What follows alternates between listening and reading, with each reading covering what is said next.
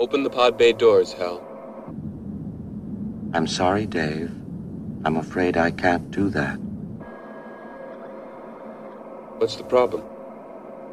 I think you know what the problem is just as well as I do. What are you talking about, Hal? This mission is too important for me to allow you to jeopardize it. I don't know what you're talking about, Hal. I know that you and Frank were planning to disconnect me, and I'm afraid that's something I cannot allow to happen.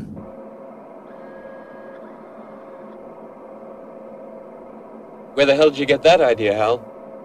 Dave, although you took very thorough precautions in the pod against my hearing you, I could see your lips move.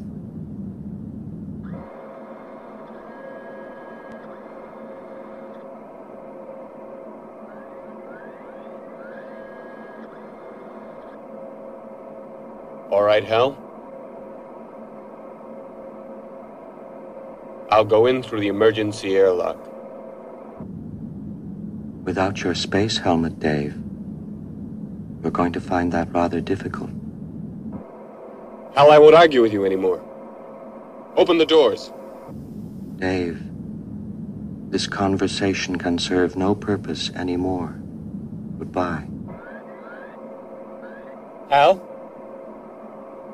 Hal? Hal? Hal? Hal?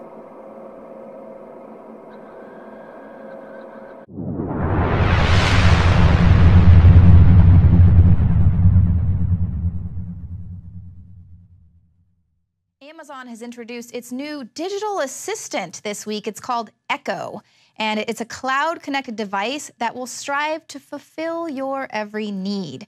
Now, it will answer questions, provide weather updates, play music, and it'll even tell jokes along with other mundane activities that you want to have it do for you. But it also does all of this by recording and responding to your voice. Now, Echo is constantly connected to the cloud. This allows it to learn and adapt, slowly gathering the specifics of a user's characteristics. The more you use Echo, the more it adapts to your speech patterns, vocabulary, and personal preferences. And even though Amazon assures you that it only turns on when you say the wake word, there is no word on when it stops listening to you and recording all of your vocabulary and speech patterns and personal preferences. Now, given Amazon's close relationship with both the NSA and CIA, and of course their history of selling privacy-invading devices, the safety of any collected personal information is in question, and especially in light of recent news surrounding cloud security. Now, the company is going to be hard-pressed to convince all of us that they're going to protect our private information and that the government isn't going to be able to access all of our home, and even the most mundane appliances nowadays are being given this ability to track and record us.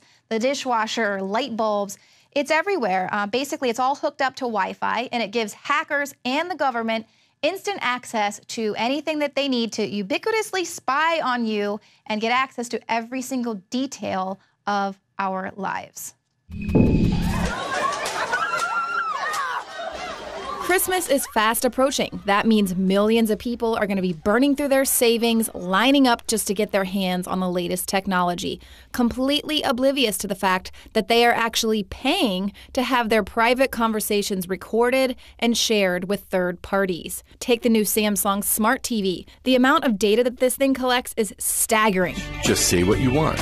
Find us action adventure. It logs where, when, how, and for how long you use the TV. It sets tracking cookies and beacons designed to detect when you have viewed particular content or a particular email message. It records the apps you use, the websites you visit, and how you interact with content. And it, of course, has a built-in camera and microphone with facial and voice recognition for your convenience.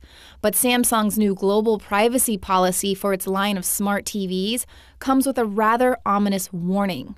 Please be aware that if your spoken words include personal or other sensitive information, that information will be among the data that's captured and transmitted to a third party.